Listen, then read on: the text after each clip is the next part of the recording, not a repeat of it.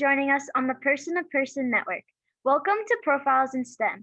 Our career series will feature an amazing STEM professional who is shaping lives and building the future. I'm your host, Katie Colbert, and joining me today, we have a very special guest, Mr. Kenneth Dale Small. Mr. Small is an operations research study analyst at the U.S. Army Test and Evaluation Command stationed in Fort Hood, Texas. Mr. Small, welcome to our program.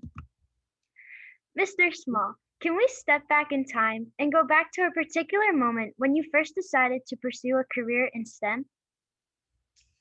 Well, after thinking about it for a little bit, that's actually a pretty easy question. I was originally in the Air Force, but after I left the Air Force, I literally got a call out of the blue from a friend of mine that ran a company that was looking for a mathematics major. Now, I'm old enough that ORSA still wasn't a real common term at that time.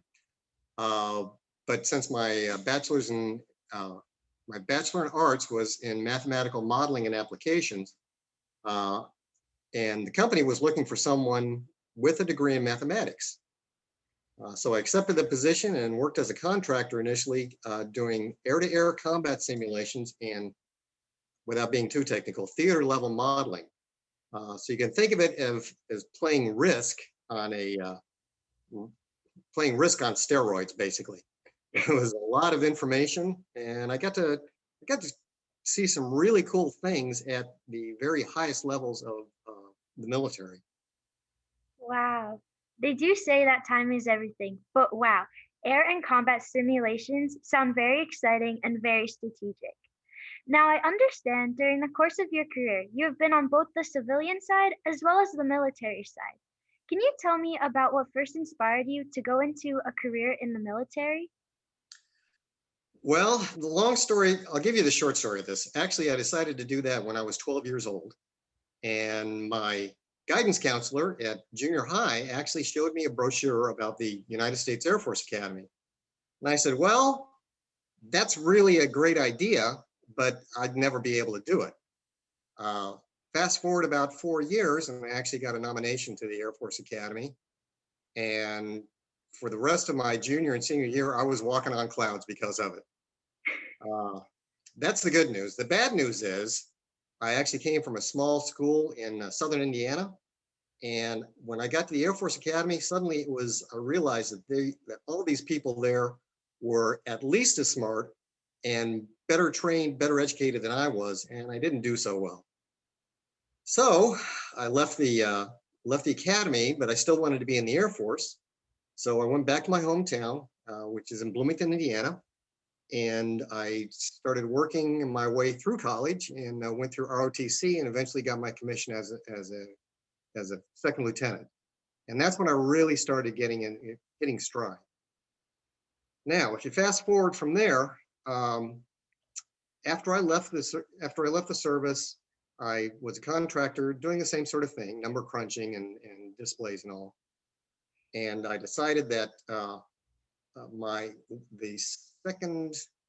third contract I was on, I was actually working for the Navy. And my supervisor told me that, hey, you know that your contract is not going to be renewed.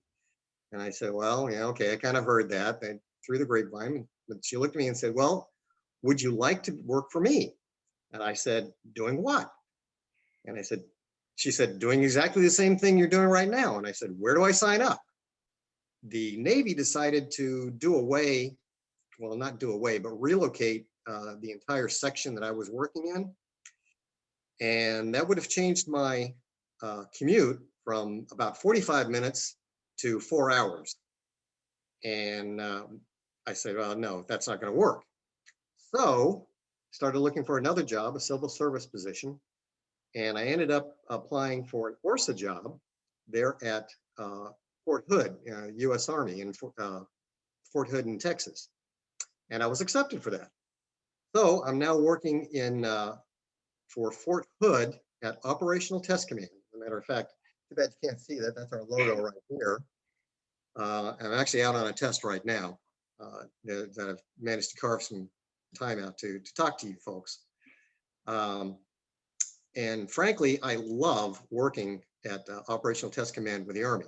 I get to work with some senior officers, at least captains, sergeant first class and above, and they're all very dedicated and very smart.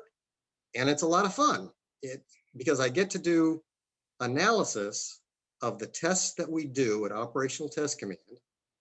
And we do, as we like to say, truth in testing. We're like the, what do I want to call it? The consumer alert, not consumer alerts, consumer reports before the US Army, considering equipment that they want to create, buy, build, or modify.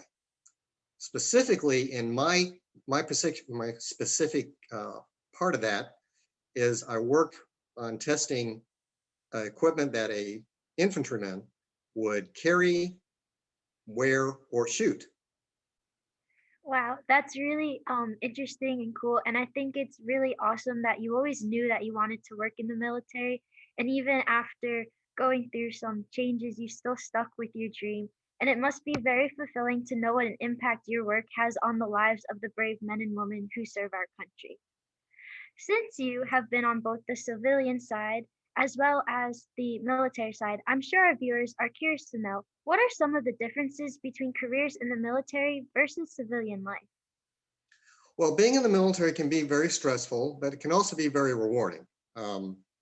Your time, the biggest difference between the military and the civilian life is that your time isn't always your own.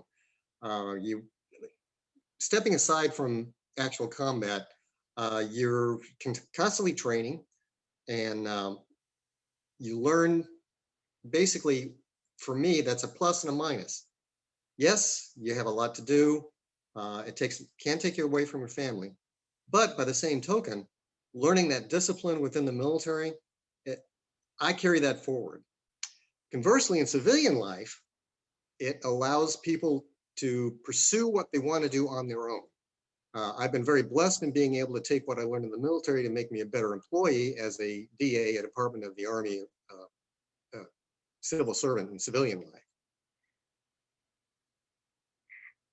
I am sure the having the experience and habits, like you said with the forts, picked up from the military and having that perspective of being in the military is very invaluable and helps you in your job today. So, Mr. Small, Yeah. I see that you have multiple master's degrees in math, aeronautics, and systems engineering. So, what type of academic background do you need as a study analyst? As a study analyst, what they're looking for primarily is a background in math, and it's not just crunching numbers. It's also learning about how to interpret those numbers. For example, when I actually started doing this ORSA gig, actually as a contractor, I was taking the output from the various models that we use to simulate different situations. Primarily when I was in the Air Force, we're looking at the way that combat could be improved, if you will. I think it's really cool how your simulations help out all the people in the military. So let's talk about what you are doing today. You are an operations research study analyst. So without getting too technical, can you tell me more about what you do? In my position, the easiest explanation is that I use numbers to document and record test results. Let me give you a real simple example of how that works out. Let's say you're going to buy a new toothbrush, but you only have enough money to buy one of them. So you have to make a decision somehow. What are the kind of things you would look at? Well, how about the bristles? How about the color? How about the cost? That's always a big thing within the civil service world that I live and work in. And another thing you may think about is how long it will last. How long or how will it fit in your hand, the color, the size, etc. As an ORSA, we take all of that information to make an informed decision. And that's really what being an ORSA is about. Wow, that's really amazing work. Thank you for telling us about that. So, Mr. Small, thank you Well, so much for letting us have a glimpse into your life. It's very interesting. And as a parting thought, is there something you would like to share with our audience as they explore STEM and careers in STEM?